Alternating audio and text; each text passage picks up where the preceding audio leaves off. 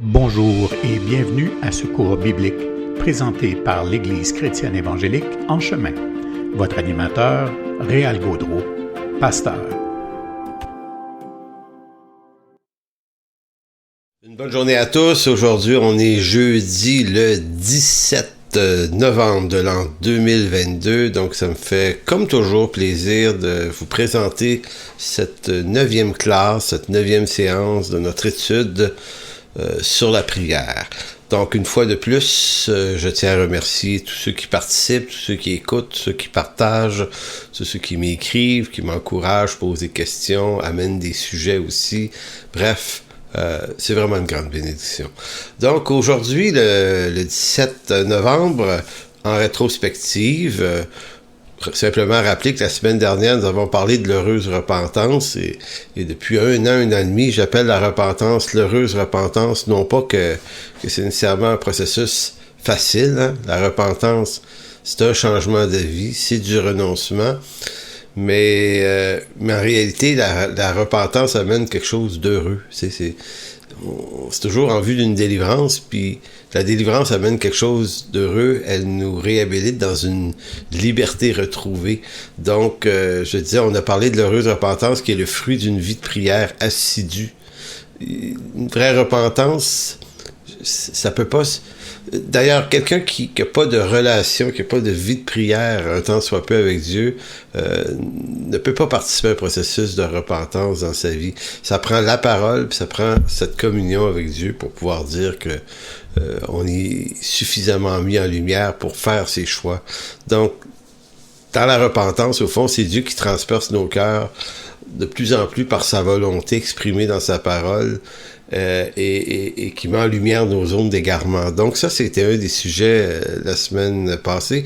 On a également vu un sujet très intéressant, j'ai eu beaucoup de commentaires là-dessus.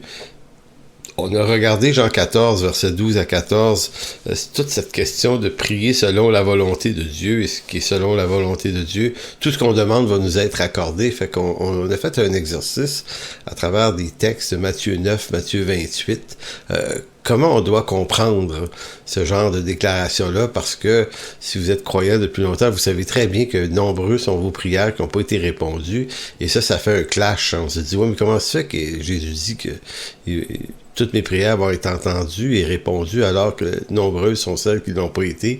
Mais c'est parce qu'on comprend pas nécessairement tout à fait ce que Jésus disait. Donc, on avait vu ça dans la séance numéro 8. Maintenant, ce soir, au menu, dans la séance 9, voyons 3 points. Le premier, c'est prière et délivrance, c'est-à-dire tous ceux qui pratiquent, qui se donnent un ministère de délivrance, de possession, de démons ou de guérison. Et puis donc, on va voir ça en rapport avec la prière. Très intéressant d'ailleurs, et montrer que bien que la chose est très présente dans l'Écriture, il reste qu'elle est souvent pratiquée dans une certaine forme, je dirais, de déviance dans l'exercice de la chose, dans bien des milieux chrétiens. Donc c'est important de mettre un peu de lumière biblique, pas les miennes, mais biblique là-dessus. Deuxièmement, on va voir également que la prière est très très importante, puisque et ça revient un petit peu à la semaine passée, la volonté de Dieu et la prière. Celui ou celle qui s'exerce à la piété et à la prière, qui fait cet effort un peu tous les jours, ou à peu près tous les jours, va découvrir dans sa vie ce que le psaume 84 appelle un chemin tout tracé. Où on pourrait dire, Éphésiens chapitre 2, verset 10, les œuvres que Dieu a préparées d'avance, donc des œuvres qui ne sont pas préparées à mesure, se trouvent sur un chemin tout tracé, et le chemin tout tracé, c'est pas un chemin que Dieu nous invente devant nous à mesure et au hasard des circonstances de la vie. Dieu a réellement un chemin tout tracé, du fait qu'il transcende l'histoire, il transcende le temps, il transcende l'espace. Donc Dieu ne peut pas ne pas savoir ce qui s'en vient. Donc il y a un chemin, et souvent on s'en écarte parce qu'on décide de se faire son chemin nous-mêmes, mais on serait peut-être beaucoup plus confortable et restauré et béni si on acceptait simplement de marcher dans ce chemin. Donc ça va être le deuxième sujet, prière et chemin. Et troisième, prière et inquiétude. Donc on va voir également toute cette question de certains textes du Nouveau Testament qui nous parlent des inquiétudes et comment la prière vient régler ces problèmes, si on veut régler ou conforter la question des inquiétudes. Donc, venons-en maintenant à notre premier sujet. Prière et délivrance. Je vais essayer d'être très sensible et subtil pour vous amener ce sujet-là, parce que mon but, c'est pas de choquer et déranger personne. C'est juste de faire voir un point très, très important là-dessus. Nous vivons dans un monde, et ça, il faut bien le comprendre, un monde qui compartimente les connaissances et les compétences. Vous avez, il fut un temps où les hommes et les femmes savaient tout faire. On savait réparer les objets qui étaient chez nous. On savait comment faire un jardin, comment se faire de la nourriture. Les gens avaient des animaux, les fermes. Et d'ailleurs, c'est vrai toujours des fermiers. Un fermier, c'est tout faire, hein? Il sait tout réparer, puis c'est comment faire pousser, puis comment transformer les choses. Donc, on maîtrise un ensemble de connaissances et de compétences. Maintenant, le monde d'aujourd'hui a quitté. Aujourd'hui, on est des spécialistes, on est des techniciens. C'est quand même assez pittoresque. Généralement, on sait faire très, très bien une chose qu'on a étudié beaucoup, et on ne connaît pas le reste. Maintenant, ça, c'est un fait, là. C'est un fait social de notre génération. Eh bien, l'hypothèse que je pose ici, c'est que l'Église et les chrétiens tombent souvent dans le piège de la... Je vais appeler ça la surspécialisation d'une certaine activité spirituelle au point de l'exploiter à l'excès. D'exploiter à l'excès une dimension de la réalité spirituelle, donc une pratique qui peut se faire dans l'Église ou dans la vie spirituelle, mais on ne fait que ça. Donc, on est dans le même piège que ce monde, c'est-à-dire on compartimente, puis on se surspécialise en quelque chose, au détriment du reste. Maintenant, ça pose un problème, ça. Si notre monde est comme ça, puis on fait partie de ce monde, puis on est capable de vivre ça, eh bien, quand ça devient un phénomène spirituel, là, c'est un petit peu plus compliqué. Et ce qu'il faut remarquer, c'est que les croyants qui font ça sont souvent ceux qui manquent d'instruction biblique. Il faut le rappeler, là. Il y a beaucoup de croyants qui étudient pas du tout l'Écriture. Ils vont se contenter de la lire, mais juste un peu. Puis c'est à peu près tout. Puis ils vont recevoir de l'enseignement dans une église, puis une église qui les instruira pas beaucoup, mais qui va surtout faire des prédications qu'on appelle des pep talks. C'est-à-dire, tu sais, des montées d'intensité là, dimanche où on essaie de réveiller les gens tout le temps, puis on essaie de les mettre sous les promesses de Dieu, puis simplement, tu sais, donc on est dans l'encouragement, puis des fois ça a une place importante aussi, mais si on ne fait que ça, l'instruction, le fond, comprendre les choses de l'Écriture, bien les comprendre, pas se fier à notre premier regard, à notre première compréhension. Donc c'est ça, étudier, vouloir comprendre, vouloir quitter l'ignorance pour une meilleure connaissance, c'est pas dangereux, c'est une délivrance. Donc il faut reconnaître que dans la vie chrétienne, comme dans la vie en général, ce qui importe le plus, c'est l'instruction. C'est vrai dans ce monde. Un enfant qu'on priverait d'aller à l'école, ou à peu près pas, il va devenir un mésadapté social, c'est-à-dire qu'il ne sera pas capable un jour de se trouver un travail puis de vivre honorablement ou d'avoir un bon travail. On finit toujours par trouver quelque chose, mais l'instruction, ça permet la liberté, hein? Ça permet le discernement. L'instruction chrétienne, c'est la liberté. Ça nous donne des remparts contre la fausseté théologique aussi, ça nous donne du discernement, ça nous permet de développer une structure spirituelle de vie équilibrée, donc pas compartimentée, pas surspécialisée, mais équilibrée, parce que la vie chrétienne, c'est beaucoup de choses. Il suffit pas d'aller à l'église, il suffit pas de prier, il suffit pas de lire sa Bible, il suffit pas d'évangéliser, il suffit de savoir faire un peu toutes ces choses dans un équilibre, en reconnaissant que parmi ces choses, on a peut-être des dons et des appels qui vont nous rendre très forts dans un des domaines, et ça, c'est correct, mais on connaît les autres, on est capable de faire ces autres choses. Les autres choses font partie de la recette Donc, lorsque des croyants choisissent de ne pas avoir d'église, par exemple, choisissent de ne pas s'instruire dans l'Écriture, mais choisissent de devenir quelque chose quand même, et là, dans les milieux charismatiques, ça se voit beaucoup, mais pas seulement là. Donc, l'absence d'instruction solide dans l'Écriture est l'un des plus gros problèmes du christianisme actuel, car il ouvre la porte à différentes déviances spirituelles au nom d'une supposée vie dans l'esprit. Hein? Parce que l'idée, c'est que si on pense que la lettre tue, puis qu'on pense que la lettre, c'est l'instruction, ben la lettre tue, l'esprit vivifie, donc on méprise l'instruction au profit d'une vie de l'esprit qui en est pas vraiment une, mais qui est plutôt une vie qui repose sur les choix passionnels, individuels, qui vont avec les passions puis les convoitises du cœur de chacun, que l'on attribue à Dieu. Et moi, ben, tout au long de mon parcours, j'en ai connu beaucoup de monde comme ça. Ben, beaucoup, pas mal quand même.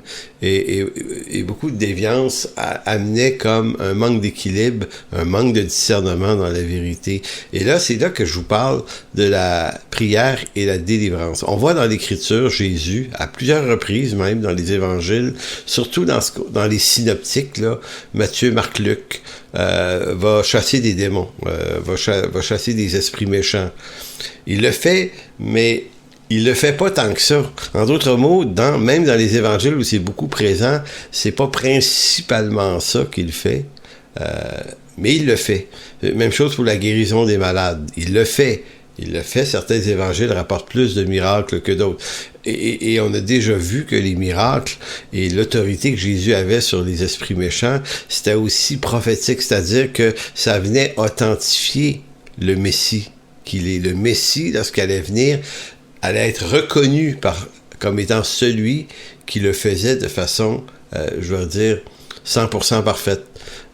Toutes les fois que Jésus a donné un ordre à un démon, ou guérit un malade, ça a toujours fonctionné parce que rien ne s'oppose à la volonté de Dieu. Donc, ce que j'explique ici, c'est que une activité qu'on voit dans l'Écriture, qu'on trouve intéressante et spectaculaire, ne peut pas devenir par surexploitation l'une des seules choses que l'on va faire. On peut pas décider, on peut le faire, mais je pense pas que c'est une bonne idée de dire on organise des soirées de délivrance. On organise des soirées de guérison. On organise des célébrations juste de musique, juste de chant. Tu sais, on fait que cette chose-là, des fois, dans des soirées. Pourquoi je suis pas tout à fait d'accord avec ça? Ben, pour la simple raison que dans l'Écriture, la chose n'existe pas. La guérison existe, l'action de grâce peut exister, les délivrances existent, mais elles se font toujours en chemin. C'est-à-dire que Jésus va guérir ou délivrer des gens en chemin, au hasard ou au hasard de Dieu, les situations que Dieu nous fait rencontrer. Ben, c'est vrai qu'on peut prier pour des gens, qu'on peut vouloir leur délivrance ou prier pour ça, mais en réalité, c'est pas l'activité principale.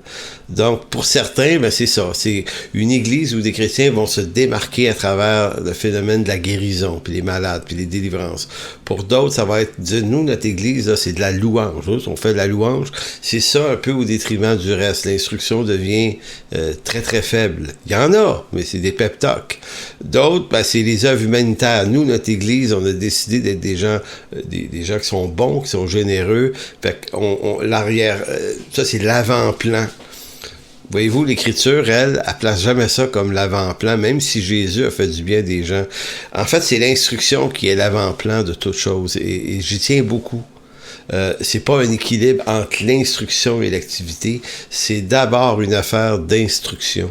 Quand Jésus a envoyé ses apôtres dans la grande commission en Matthieu 28, il leur a dit « Allez, faites de toutes les nations des disciples, les baptisant au nom du Père, du Fils et du Saint-Esprit, et enseignez-leur à observer tout ce que je vous ai prescrit. » Hein, c'est d'une clarté là, terrible. Là. C'est dit de différentes façons ailleurs. Bon, là, je suis pas en train de dire ouais, mais il peut pas avoir de guérison, il y a aussi des guérisons. Oui, mais la priorité, ce qui doit venir avant tout, c'est l'instruction dans l'enseignement de Jésus, parce que c'est ça qui va structurer notre vie spirituelle et notre discernement, notre intelligence, notre renouvellement. Et c'est ça qui va nous empêcher de tomber dans des excès ici et là. Donc, je vais vous donner un exemple juste assez frappant. Ça doit être plus ou moins après les années 2000 ou à peu près au niveau des années 2000. Il y a une femme que je connaissais pas qui m'appelle. Ça se passe au Saguenay, là. J'étais pasteur là-bas.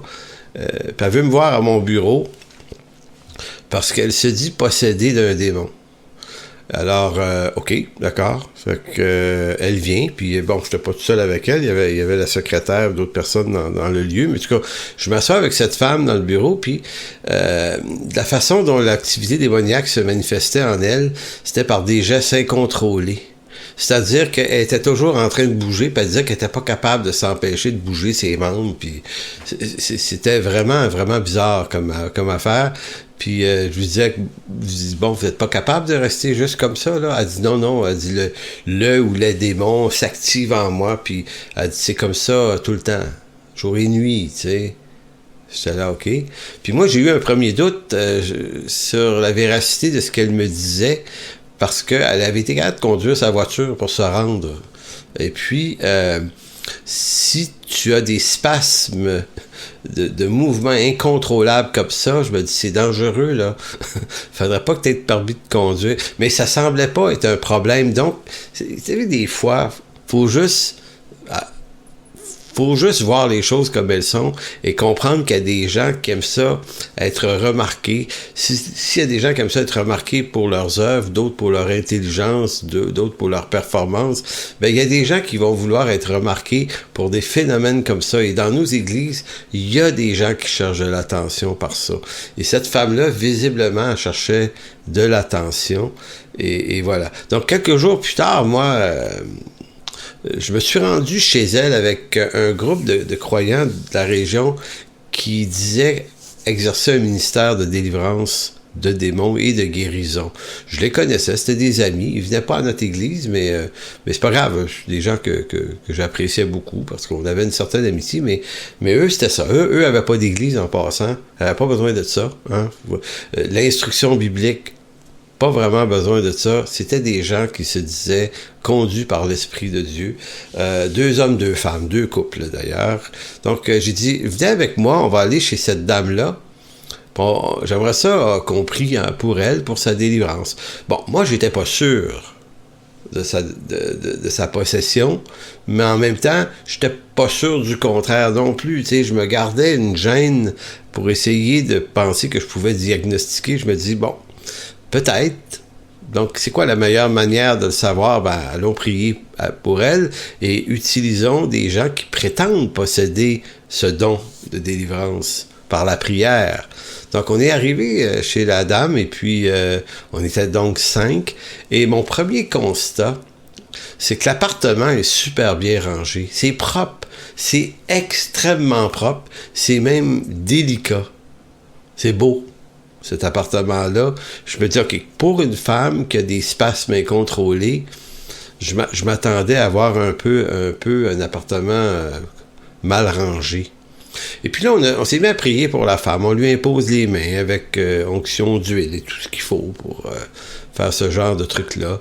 Et puis, quand on priait pour elle, elle se mettait à s'activer encore plus, laissant voir que les démons n'aimaient pas ça, mettons. Puis c'était ça. Puis on passait proche de recevoir des claques sur la gueule tellement qu'elle bougeait. Fait qu'en apparence, ça pouvait paraître être ça. Mais à un moment donné, mon doute était tellement grand que j'ai tendu un piège à la dame.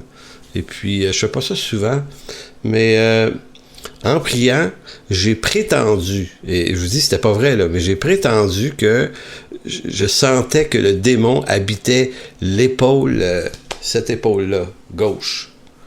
Que le démon se logeait dans l'épaule. Ça fait aucun bon sens en passant, là, mais moi, j'ai dit ça parce que je voulais voir ce qui allait arriver. Et quand j'ai dit ça, la femme s'est mise à bouger le bras gauche, puis ça allait de tous les côtés, on recevait des claques. Et quand j'ai vu ça, j'ai dit, OK, la dame nous ment. Parce que le Seigneur m'avait rien montré sur son épaule gauche. C'était juste pour voir si... Vous voyez? Donc, il est où le problème ici? Malgré l'évidence de la supercherie, les gens qui étaient là avec moi, eux, voulaient y croire. Ils voulaient croire qu'il y avait un démon et non une simple manipulation. Donc, il y a eu deux problèmes. D'abord, c'était un problème que cette femme-là se croit possédée. C'était manifestement une personne qui était en manque d'attention, qui souffrait d'une maladie mentale quelconque, qui l'amenait à se bâtir un concept de possession. C'était un problème. Hein?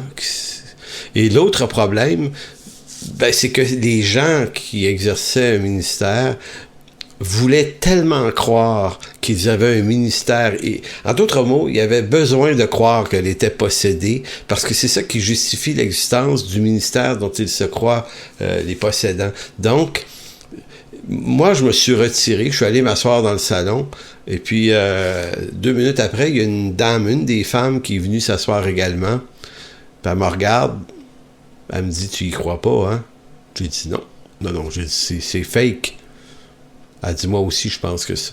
Mais son mari, puis les deux autres, eux autres, ils continuaient. Puis même quand on est sorti de là au bout d'une heure et demie, avec 0 résultat, ils étaient pas capables de se dire, regardez, c'est de la manipulation. Et je me suis dit, c'est quand même quelque chose. Pourquoi les gens veulent absolument croire quelque chose, comme croyants, là, même si manifestement, juste un bon discernement te dirait, ben non, c'est pas vrai. C'est faux que ça arrive de se passer. Donc, la morale de cette histoire est qu'on ne doit pas perdre de vue la vérité biblique dans son ensemble en surexploitant un ministère quelconque par la prière au détriment d'une instruction biblique et du reste des nécessités que nous confie l'Écriture. La prière et le combat spirituel ne compensent pas la négligence d'une connaissance profonde de l'Écriture et l'importance de l'Église locale, de la communion des frères. Je ne vais à aucune église, selon certains, mais je prie. Et voyez-vous, c'est un problème, cette affaire-là. Donc, on surexploite quelque chose au détriment du reste. Et à ce moment-là, on se bâtit une tour de raisonnement et on veut absolument défendre cette idée-là. Ça a été un problème cette fois-là, je l'ai vu, et j'ai revu ça souvent par après, où des gens vont développer quelque chose au détriment du reste. Alors voilà, c'était le premier point, prière, délivrance et tout ça. Deuxième point, la prière et le chemin.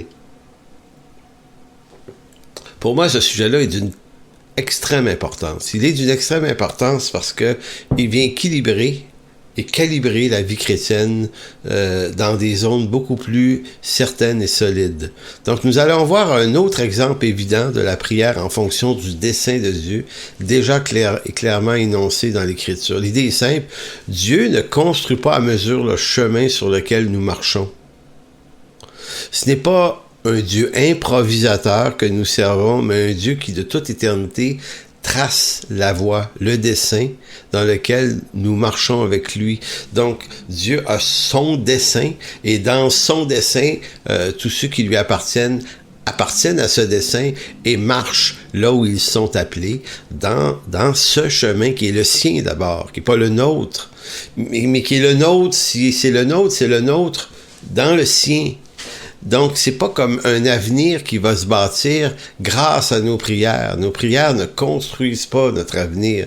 L'avenir est déjà connu de façon certaine de Dieu puisqu'il est souverain, puisqu'il est omniscient, omniprésent, omnipotent. Hein? Ce sont ses attributs. Donc, le chemin, là, c'est pas, puisque j'ai prié là-dessus ce matin, Dieu va faire arriver telle chose sur le chemin aujourd'hui. Non, non. Les choses vont être là sur le chemin aujourd'hui. Elles vont être là. Maintenant, prier, c'est pas bâtir un chemin. Prier, c'est saisir et comprendre quel est ce chemin. En fait, notre chemin n'est pas un chemin quelconque et hasardeux. J'irai plus loin. Notre chemin, c'est même lui. On voit dans Jean chapitre 14, « Je suis la vérité, mais le chemin, je suis le chemin et la vie. » Donc, c'est par lui qu'on marche. Et en lui, il y a un chemin tout tracé. Et là, quand on va dans le psaume 84, je cite souvent ce psaume-là parce que il m'a été extrêmement précieux à des moments difficiles de ma vie. Ça dit ceci: heureux ceux qui placent en toi leur appui. Déjà ici, on entend parler de communion avec Dieu. On entend prière ici, tu sais, s'appuyer sur Dieu, se cacher en lui, c'est ça.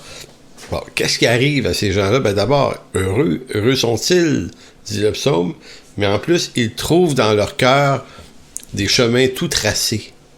C'est-à-dire que dans leur cœur se trouve une vue plus claire du chemin sur lequel ils sont, et là où va vers ce chemin, ou ces chemins. Lorsqu'ils traversent la vallée de Baca, verset 7, vallée des larmes, le Baca veut dire larmes, ils la transforment en un lieu plein de sources. Le « il » est au pluriel, donc « il » étant « eux ».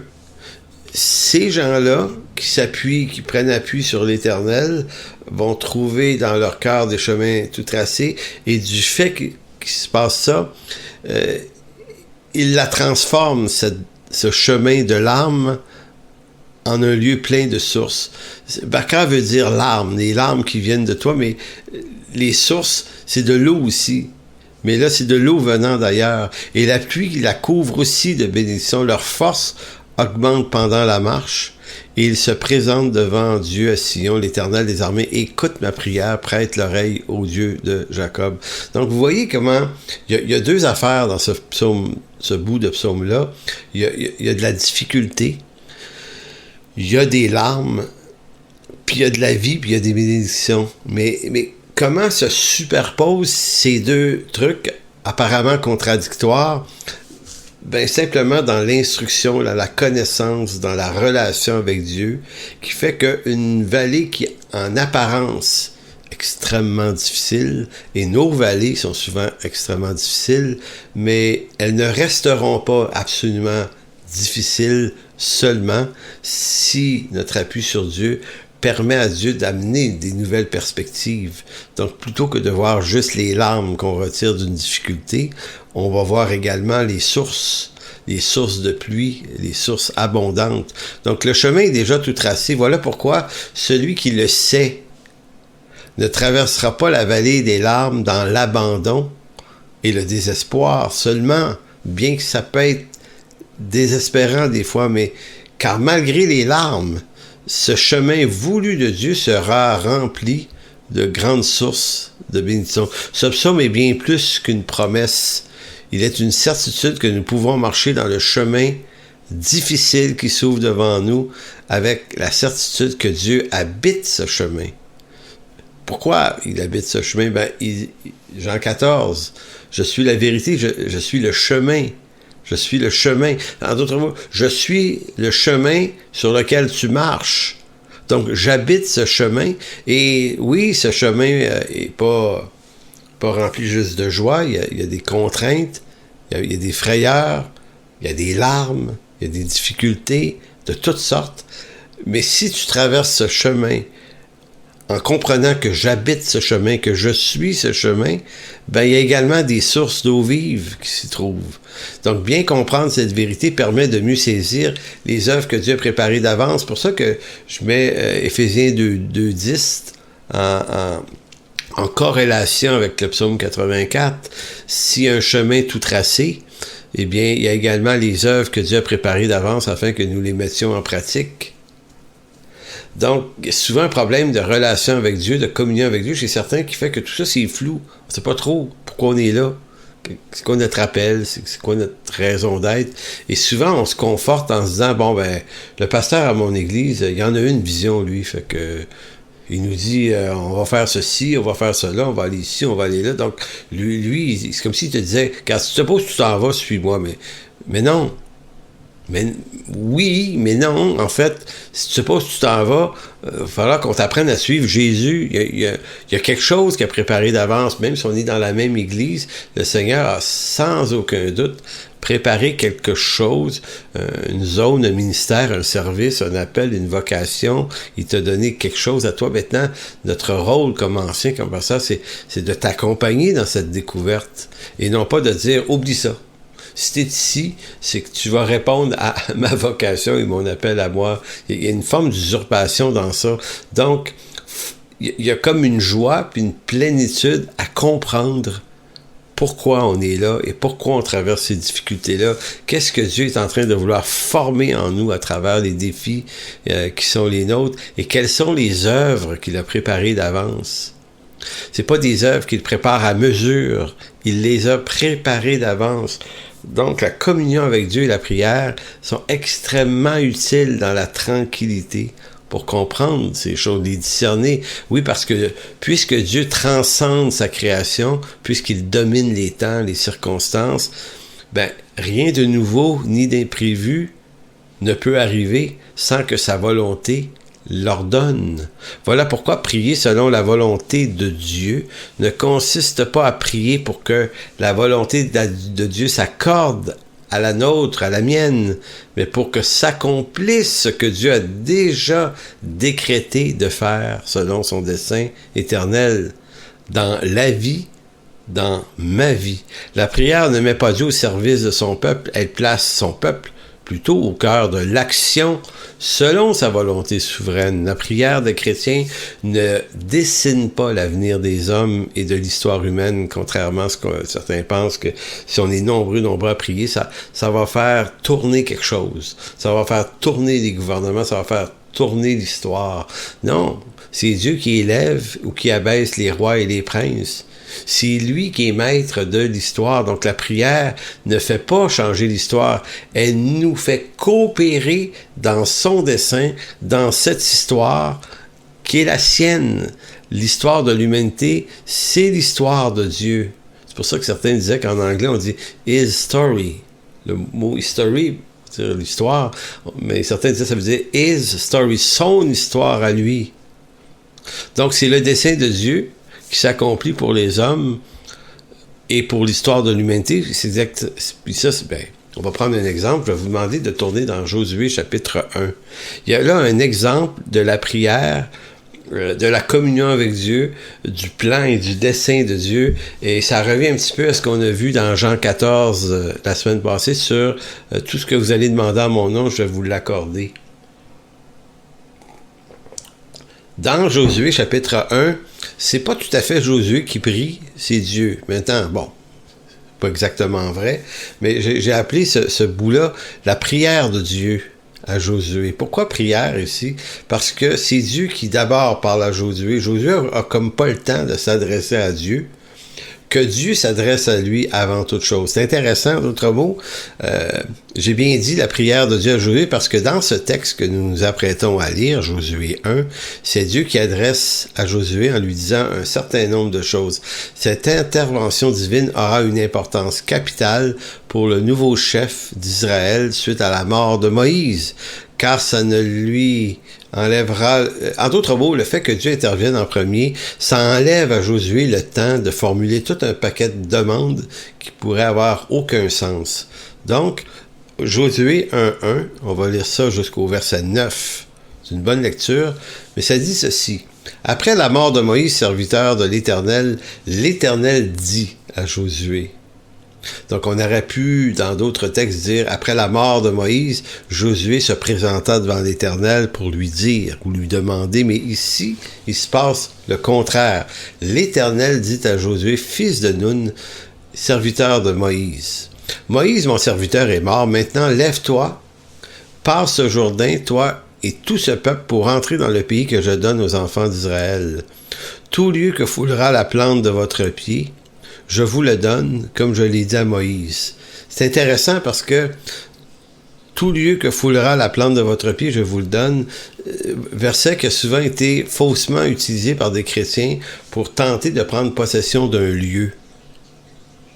d'une région, d'un pays. J'ai entendu des chrétiens prier en utilisant ça, mais en réalité, attention, là, c'est un texte qui a été d'abord donné à Moïse, puis à Josué en vue de la prise de possession de Canaan, et c'était un plan d'élection très précis qu'Israël devait occuper un territoire pour se développer et ainsi amener la naissance d'un Messie. Il y a un contexte, et Israël doit posséder un territoire national. Maintenant, vous et moi, là, comme croyants, notre seule terre, c'est la nouvelle terre et les nouveaux cieux qui un jour vont nous servir d'habitation. Maintenant, Paul le dit, on est des étrangers, des gens de la maison de Dieu, donc on n'a pas à rechercher à posséder on peut pas être propriétaire d'une maison ou d'un terrain, là, ça c'est une autre histoire, mais on n'est pas appelé à posséder des territoires nationaux au nom du Christ. Je vois pas ça, moi, dans l'Écriture. Donc, tout lieu que foulera la plante de votre pied, je vous le donne, comme je l'ai dit à Moïse. Vous aurez pour territoire depuis le désert et le Liban jusqu'au grand fleuve, le fleuve de l'Euphrate, tout le pays des Hétiens jusqu'à la grande mer vers le soleil couchant. Nul ne tiendra devant toi tant que tu vivras. Je serai avec toi comme j'ai été avec Moïse. Je ne te délaisserai point, je ne t'abandonnerai point, fortifie-toi et prends courage, car c'est toi qui mettras ce peuple en possession du pays que j'ai juré à leur père de leur donner. Fortifie-toi seulement, aie bon courage, en agissant fidèlement selon toute la loi que Moïse, mon serviteur, t'a prescrite. Ne t'en détourne ni à droite ni à gauche, afin de réussir dans tout ce que tu entreprendras. Que ce livre de la loi, la Torah, ne s'éloigne point de ta bouche, médite-le jour et nuit pour agir fidèlement selon ce qui est écrit, car c'est alors que tu auras du succès dans tes entreprises, c'est alors que tu réussiras. Ne t'ai-je pas donné cet ordre? Fortifie-toi et prends courage, ne t'effraie point, ne t'épouvante point, car l'Éternel, ton Dieu, est avec toi dans tout ce que tu entreprendras. Donc, je ne vais pas mettre énormément de temps pour quand même au moins dire ceci, c'est que vous voyez l'Écriture, à quel point elle est importante. Je le disais dans le segment juste avant, beaucoup d'hommes et de femmes dans nos églises se donnent des ministères sans avoir une instruction profonde de l'Écriture. Alors, le premier conseil que Dieu donne à Josué, là, c'est garde que ce livre-là ne s'éloigne pas de toi. Donc, c'est pas juste... C'est ça qui va être la priorité, à lire, méditer, réfléchir, à comprendre, à étudier Josué, parce que c'est ça qui fait que tu vas avoir du succès. Maintenant, il faut faire attention, c'est pas Josué en même temps qui va amener le succès. C'est pas une performance de Josué dont il est question. Dieu va faire une œuvre. Il lui dit, regarde, je vais faire ceci, je vais te mettre en possession du pays. C'est Dieu qui va faire la chose. Pourquoi? Parce que la chose dans le monde de Dieu, elle est déjà arrivée. Maintenant, Dieu dit, je vais faire ça, mais je vais le faire par toi, Josué. Maintenant, pourquoi la parole de Dieu est si importante? Parce que Dieu avait déjà dit à Moïse de quelle façon ça se passerait. Fait que c'est comme si Josué n'a pas à recevoir à nouveau l'instruction. Donc, il y a quelque chose de tellement lumineux ici. C'est comme si Dieu disait, regarde Josué, la raison pour laquelle je veux pas que ce livre s'éloigne de toi, c'est parce que j'ai déjà écrit dedans comment ça allait se passer. Fait que je te le redirai pas. Va lire. Et beaucoup de croyants ont ce comportement aujourd'hui où on méprise l'Écriture, on ne l'étudie pas. Mon Dieu, Seigneur, parle-moi. Parle-moi. Et là, le Seigneur pourrait ouvrir les yeux et dire, hey, je t'ai déjà parlé pas mal. Retourne dans ma parole. J'ai déjà parlé. Lis ma parole, médite-la jour et nuit. Mais nous, on dit, non, mais je veux que tu me parles, je veux que ça soit surnaturel. Écoutez, c'était le même problème que Josué aurait pu avoir. Donc, c'est un peu comme si Dieu disait à Josué, là, regarde, avant que tu commences, Josué, écoute bien ceci. Maintenant que Moïse, mon serviteur, est mort et que je t'ai choisi pour le remplacer, il importe qu'avant tout, tu ne m'adresses pas ta liste de requêtes, que tu ne me parles pas de ton état d'anxiété, de tes frayeurs devant l'étendue de ton appel. Je vais d'abord te donner quelques bons conseils qui vont t'éviter bien des soucis. Le premier, que ce livre de la loi ne s'éloigne point de toi. 2, je t'appelle pas à être un héros, je te demande seulement de comprendre mon dessein. Fais juste comprendre mon dessein, marche-y, puis ça va fonctionner. Et le troisième point, Dieu le rassure en disant, je suis avec toi, n'aie pas peur. Donc, à partir de là, Josué peut relaxer malgré l'énormité du défi. La volonté de Dieu était déjà prescrite, clairement, dans les livres de Moïse, et je vais vous faire tourner rapidement dans Deutéronome chapitre 11. Quand Dieu dit à Josué, va consulter ma parole, ben notamment, on pense que Deutéronome 11, 23 est extrêmement important. Ça disait, et là, dans Deutéronome 11, c'était à Moïse que la chose avait été dite. L'Éternel chassera devant vous toutes ces nations, et vous vous rendrez maître de nations plus grandes et plus puissantes que vous, tout lieu que foulera la plante de votre pied. Hein? Déclaration répétée dans Josué 1. Tout lieu que foulera la plante de votre pied sera à vous. Votre frontière s'étendra du désert du Liban, du fleuve de l'Euphrate jusqu'à la mer d'Occident. Nul ne tiendra contre vous. L'Éternel, votre Dieu, répandra, comme il l'a dit, la frayeur et la crainte de toi sur tout le peuple où vous marcherez. Donc, vous voyez, un petit segment ici est répété dans Josué 1, mais il y a beaucoup plus de détails. Et si on lisait l'ensemble de la Torah, à partir de Abraham, tout ce qui a été promis à Abraham, il y a énormément d'informations que Josué devait connaître à partir d'une lecture de l'Écriture. Et voyez-vous, je vous ferai remarquer que lorsqu'il est écrit dans Josué, où Dieu dit de ne point craindre, d'avoir bon courage, de ne pas avoir peur, eh bien, ici, dans Deutéronome 11, ce que Dieu dit, ici, c'est pas vous qui allez avoir peur, c'est eux. Nul ne tiendra contre vous, l'Éternel, votre Dieu, répandra, comme il vous l'a dit, la frayeur et la crainte de toi, sur tous les autres dans ces pays-là. Donc, l'idée, c'est que Dieu ne demande pas à Josué de faire arriver ce dessein. Il l'informe plutôt des éléments de ce dessein. Josué n'avait pas demandé à Dieu de lui donner la terre promise. Puisqu'elle était promise, elle allait assurément appartenir à lui et sa descendance et la descendance d'Abraham. Cet exemple est très utile pour nous aussi. Quelle application qu'on peut en faire, c'est que Jésus n'a pas promis à son Église une terre promise ici-bas sur terre. Nous aussi, il nous est promis une terre. Il était promis à Israël une terre, mais un territoire national, et ça leur a été déjà donné. À nous, il est promis une nouvelle terre et des nouveaux cieux. Donc, vous et moi, on ne fera pas arriver cette promesse par nos prières et nos supplications. Ces choses sont promises dans le décret divin auquel on appartient comme élu.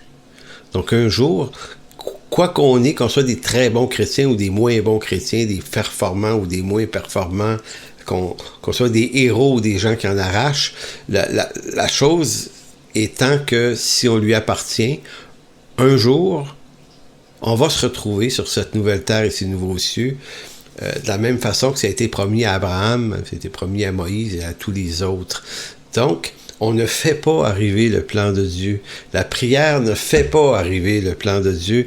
La prière nous fait connaître et marcher dans le plan de Dieu.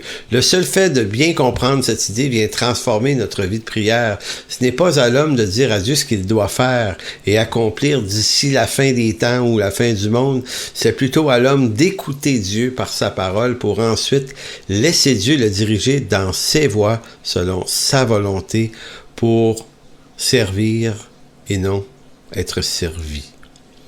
Troisième élément, la prière, les inquiétudes et les besoins. Si nous prions, c'est d'abord et avant tout parce que les choses ne vont pas comme nous voudrions. Ça, c'est la première stimulation qui nous fait prier. Parce que si ça allait super bien tout le temps, probablement qu'on n'aurait pas de vie de prière. J'avais un échange avec un frère dernièrement, puis c'est ce qu'on se disait. On se parlait de nos problèmes, nos défis, nos complications, tous les deux, puis on se disait, c'est difficile, on aimerait ça pour vivre ces choses, mais en même temps, on se disait, mais gloire à Dieu, parce que c'est ça qui nous oblige, qui nous corrige continuellement, qui nous ramène au Seigneur et à s'attendre à lui. Donc, c'est d'abord parce les choses ne se passent pas comme on veut. C'est pour ça qu'on prie. Ce sont nos besoins, nos manquements, nos insatisfactions qui stimulent d'abord la vie de prière.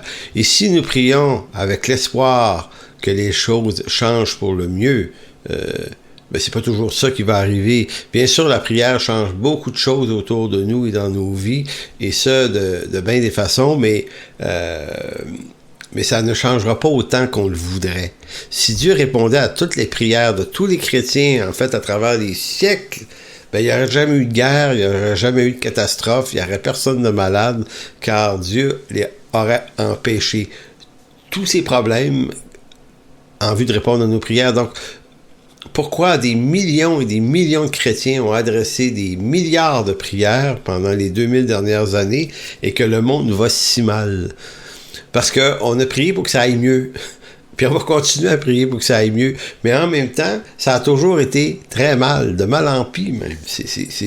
Donc, est-ce que ça se peut que la prière, ça ne serve pas nécessairement à changer le monde? En fait, la prière, ça ne sert pas à changer le monde et changer Dieu dans son action sur le monde. La prière, ça sert beaucoup à nous changer nous. La prière, ça nous permet de marcher avec Dieu dans ce monde tel qu'il est et pas dans ce monde tel qu'on voudrait qu'il soit.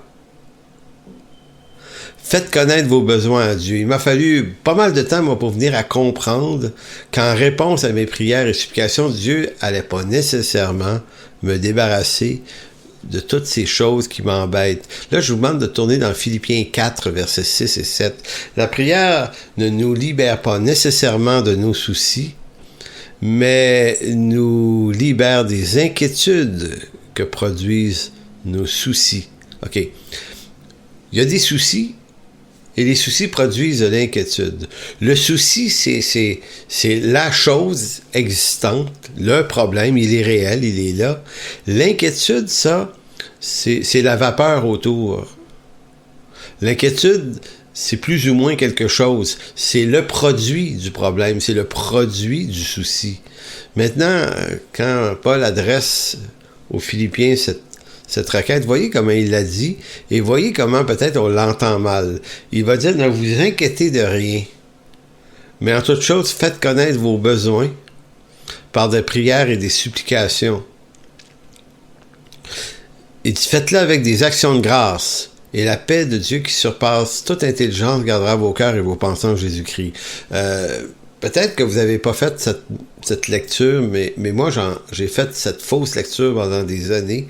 Je me disais, je vais arrêter de m'inquiéter, je vais faire connaître mes besoins, mes soucis, mes problèmes à Dieu. De quelle façon? Par des prières et des supplications. Et Dieu va enlever les problèmes et les soucis. Et ça m'a pris pas mal d'années, parce que, je ne sais pas si vous êtes comme ça, mais on lit l'Écriture, on lit pourtant l'Écriture, et en même temps, on entend ce qu'on a envie d'entendre. On a envie d'entendre que Dieu va nous débarrasser des soucis et des problèmes et des besoins. Et là, je suis pas en train de dire que Dieu ne nous en débarrasse pas quelquefois ou Dieu prend pas soin de nos besoins. Je suis en train de dire que dans la requête de Paul, c'est pas exactement ce qu'il dit. Alors, je relis. Ne vous inquiétez de rien, mais en toute chose, faites-les connaître vos besoins à Dieu par des prières et des supplications, et d'autant plus avec action de grâce. Et la paix de Dieu qui surpasse toute intelligence gardera vos cœurs et vos pensées en Jésus-Christ. Donc la promesse qui est donnée ici à celui ou celle qui fait connaître à Dieu ses besoins par des prières et des supplications, le résultat, c'est pas la destruction du problème ou la provision du besoin. La réponse, c'est la paix de Dieu qui surpasse toute intelligence gardera vos cœurs et vos pensées en Jésus-Christ. Donc, il se peut que les besoins et les soucis demeurent, mais que la paix de Dieu les surpasse en importance dans nos cœurs. Voyez-vous, c'est ça que Paul dit. C'est comme si Paul disait, je suis en prison, j'aurais besoin d'être libéré, je vais prier là-dessus. OK, Seigneur, mais Paul dit, OK, mon besoin, c'est ça, je te l'expose, Dieu. Maintenant, la réponse de Dieu, c'est pas toujours que les portes de la prison vont s'ouvrir, parce que c'est arrivé à Paul en Actes 16, hein? Les prisons s'est ébranlé suite à une prière et des louanges, mais c'est arrivé une seule fois. Toutes les autres fois où Paul a fait de la prison, les barreaux sont restés fermés. Et Paul s'attendait pas à ce que le truc marche tout le temps. Fait que quelquefois, tu vas rester dans la prison, mais la paix de Christ qui surpasse toute connaissance va regarder ton cœur et tes pensées en Jésus-Christ malgré cette prison. Donc la promesse, c'est une présence de paix de Dieu dans nos cœurs. C'est des fois ça qu'on a plus besoin que de la délivrance du truc qui nous emmerde la vie. L'apôtre Pierre affirme quelque chose d'assez semblable dans 1 Pierre 5, 6. 1 Pierre 5, 6 et 7. Il va dire, lui, humiliez-vous donc sous la puissante main de Dieu afin qu'il vous élève au temps convenable. Déchargez-vous sur lui de tous vos soucis, car lui-même prend soin de vous.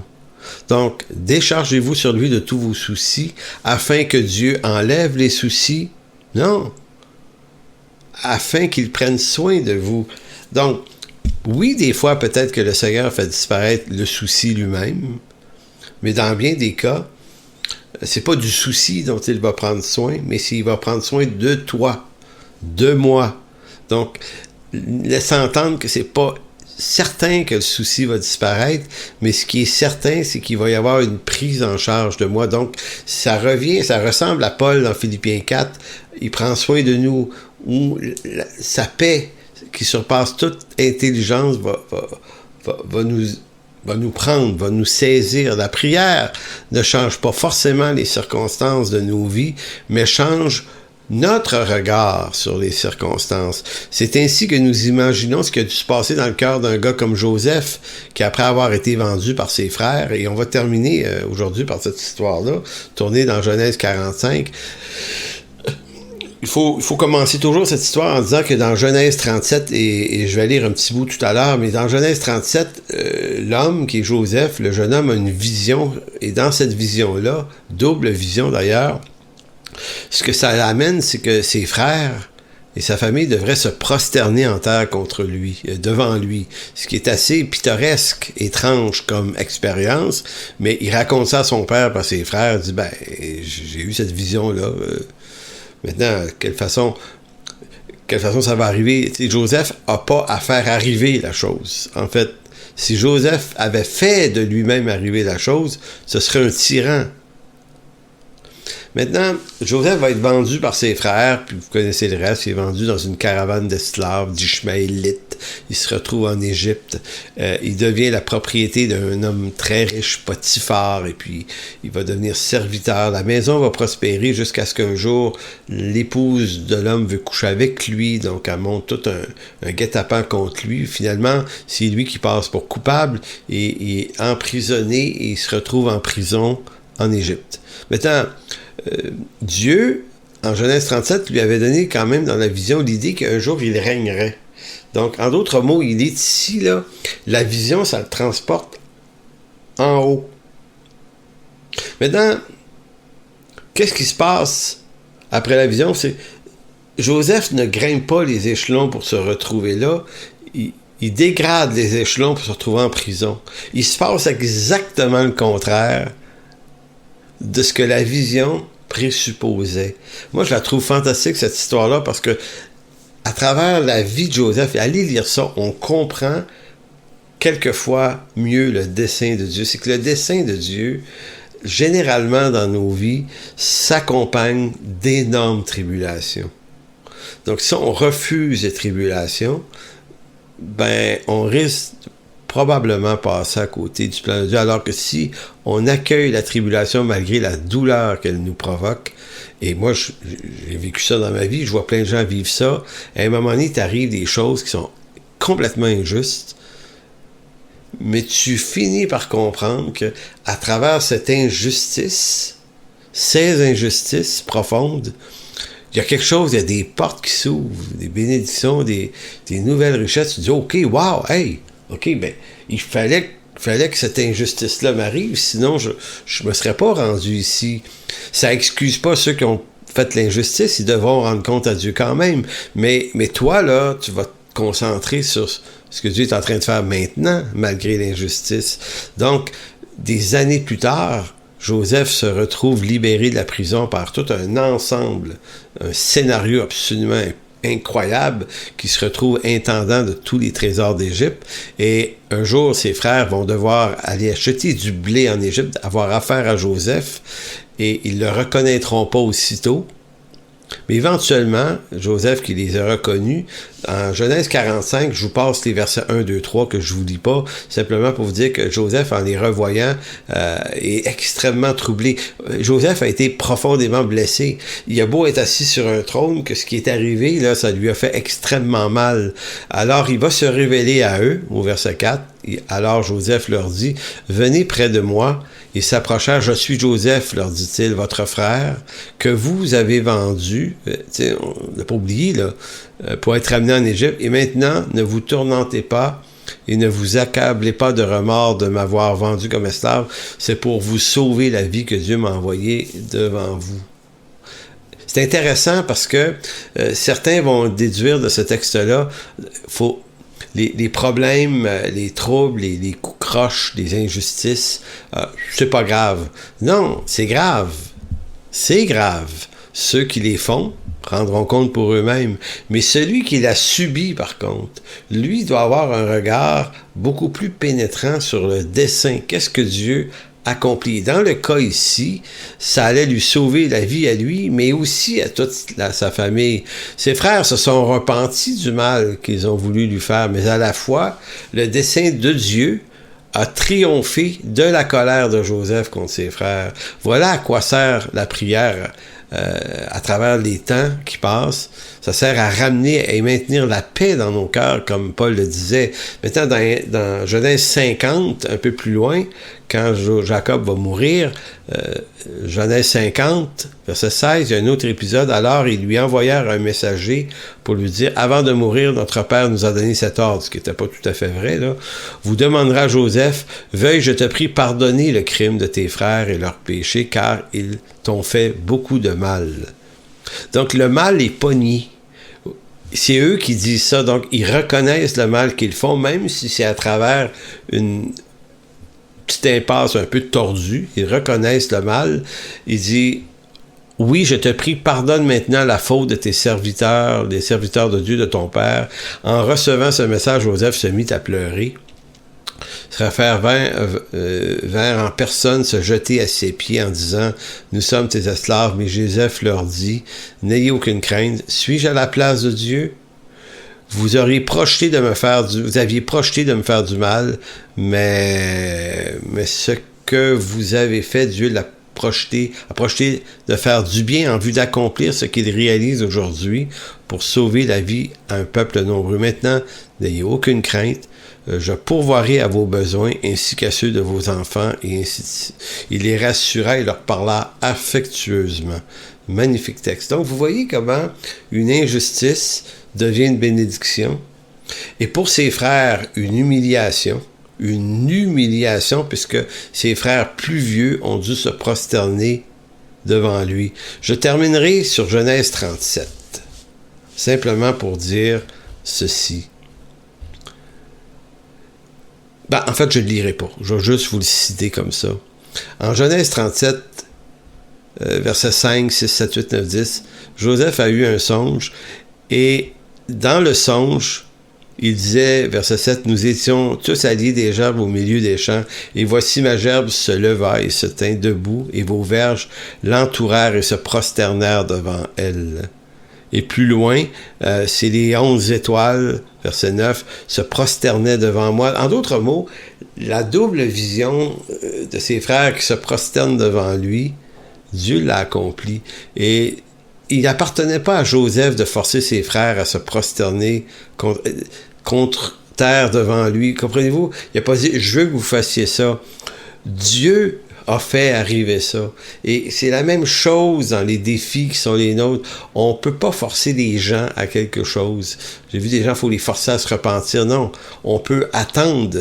On peut espérer que des gens se repentent, mais on n'est pas des agents qui vont provoquer la repentance des gens.